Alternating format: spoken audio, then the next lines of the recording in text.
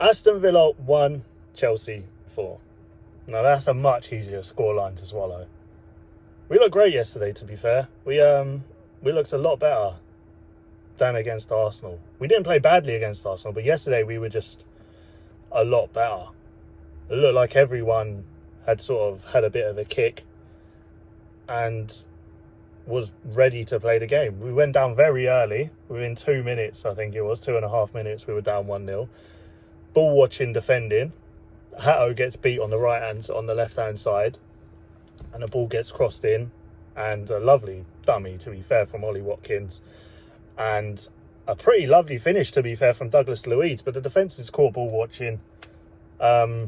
Obviously not a goal you want to concede that early. The ball goes straight underneath Jorgensen, who replaced Sanchez after his antics at the weekend. But we didn't look bad. It didn't look like that goal was going to destroy us. You're watching the game and you can sort of tell goals are coming. So we go 1-0 down, and very quickly we sort of pick up the pace a little bit, and then we end up scoring another one around the half-hour mark, if I'm correct. Lovely goal there from João Pedro, who was pretty good tonight. A lot of last night even, sorry. Was really good.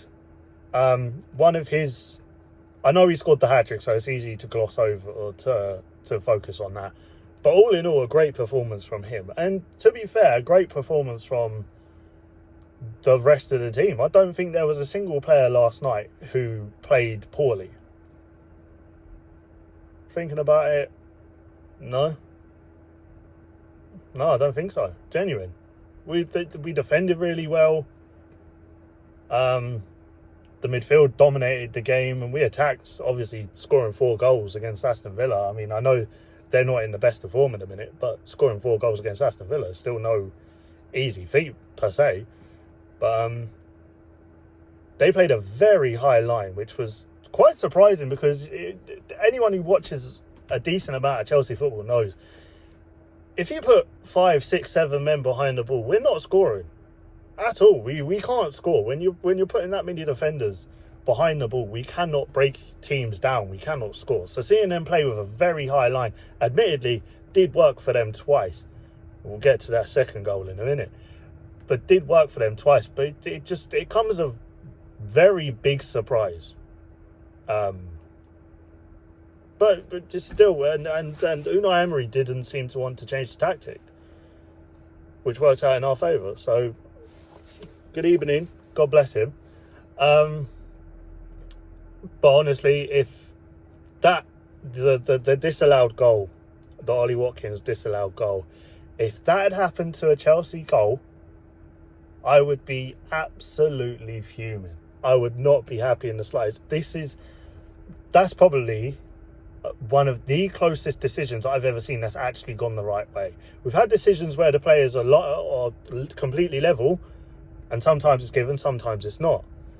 But that was the closest decision, I'd say, that I've seen in a long, long time that's actually gone the right way. Which was obviously nice on our behalf, but I'd be absolutely gutted if I was a Villa supporter, because that changes the game big time. We were 2-1 down before half time, and we got very lucky that got disallowed. But it was offside. There is no arguments. It was offside, and then from there we kind of just picked up the pace and just steamrolled them. The Villa heads dropped, ours didn't, and we actually managed to gain a lead and win a game for once, instead of going 1-0 up and then losing 2-1 or 3-1 or whatever. I know we went 1-0 down, but still, that's not the point. I mean, 2-1 up. But yeah, all in all, much better performance. Man United dropped points yesterday as well, which was nice. Newcastle scoring in the 90th minute. That was beautiful. So the race for top 4 is still on. Enzo Fernandez picked up a silly yellow, which I was going to go absolutely schizo at until I realised it was his 5th yellow card of the season. And I think that takes him out of the game against Wrexham on Saturday, which admittedly will be a lot closer game than I think most people are thinking. And it doesn't help, but would you rather pick up that yellow card against Newcastle? I don't know. But yeah, a much shorter video today. Thanks for watching. Up the Chels. Up the Chels.